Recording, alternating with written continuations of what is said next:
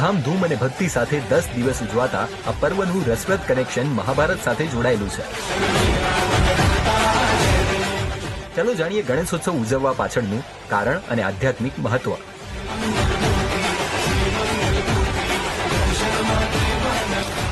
ભગવાન ગણેશનો જન્મ ભાદરવા મહિનાની શુક્લ પક્ષની ચતુર્થીના દિવસે થયો હતો.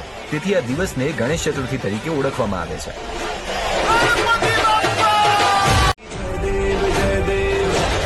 ધામધૂમ અને ભક્તિ સાથે 10 દિવસ ઉજવાતા આ પર્વનું રસપ્રદ કનેક્શન મહાભારત સાથે જોડાયેલું છે.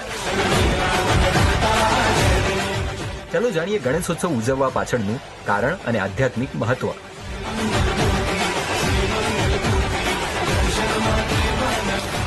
ભગવાન ગણેશનો જન્મ ભાદરવા મહિનાની શુક્લ પક્ષની ચતુર્થીના દિવસે થયો હતો. તેથી આ દિવસને ગણેશ ચતુર્થી તરીકે ઓળખવામાં આવે છે.